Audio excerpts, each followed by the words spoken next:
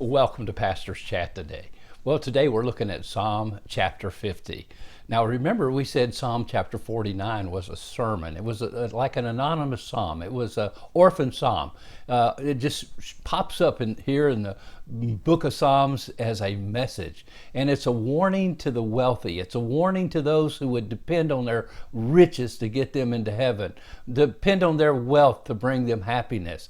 And a warning for us who might think that we need to be rich so we could be happy too. So it's a great message to warn us against the deceitfulness of riches. But Psalm 50 goes right with it. It's another message. It's a message where we're told God is the judge. Now, we're not sure who wrote Psalm 50 because it starts out, as we look at it, Psalm 50, a psalm of Asaph. Now, Asaph, there are several Asaphs in the Bible. One of them was, of course, the chief musician in David's court. And David would write psalms and songs. And the musician, this gifted man, would lead in the worship at the temple that was there in Jerusalem. So it might even be that he wrote this psalm. We're not sure. Now, some even believe this psalm could have been written in the days of Hezekiah the king and Isaiah the prophet. And there was some Asaphs in those days also who was a seer, who was a prophet, and possibly was involved in writing this psalm. For sure, this psalm is somewhat prophetic, and it's prophetic concerning Israel, that one day the judge is going to come and you are going to have to stand before him in judgment. But honestly, the application is for all of us. God is a holy judge, and he's going to judge. He's going to judge those who are coming to worship him. What kind of worshipers are we? Matter of fact, every seventh year for the Israeli people, at the Feast of Tabernacles, the priests were obligated to read the law to the people and explain its meaning. And so every 7 years, the law would be read to the people of Israel by the priest. Every seventh year at the Feast of Tabernacles.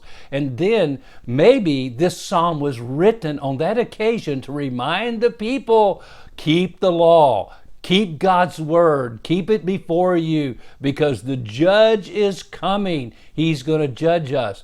And he's going to judge the different worshipers. Because you see, there were worshipers in the Bible that were heartless worshipers. They came and it was all about the rituals and the ceremonies, but they had no real heart for worship. And then also you'll see in this psalm, there were the hypocritical worshipers, those who came and they acted like everything was right and everything was good, but in their hearts they were sinners and they were wicked and they were evil, and they came pretending to be holy and righteous and good. And there's a message for them in this psalm. And then, of course, there were the honest and the true worshipers of God. And that's the kind that God seeks and wants to worship him. So a great psalm. So let's read some of the verses here. And you see first the holy judge, and we'll talk more about him tomorrow.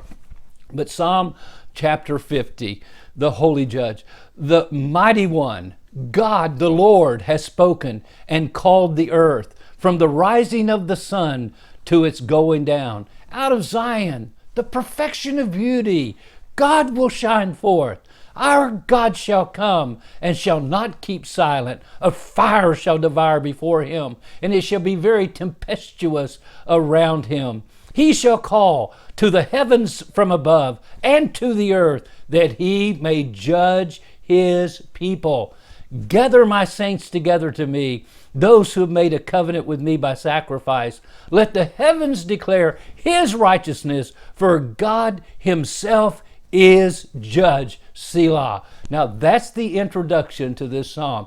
And then it tells us the three groups of people he's going to judge, because he's looking at our hearts. He's looking to see what kind of worship we really have. My friend, he is speaking to us today. He is the judge today. He's the righteous God, and we need to understand that. And he wants his people to worship him in spirit and in truth from our heart, and nothing less than that. So we're going to enjoy looking at this psalm over the next few days, and we'll be talking about God, the holy, righteous judge who shines forth from heaven. Well, God bless you, and you have a wonderful, wonderful day.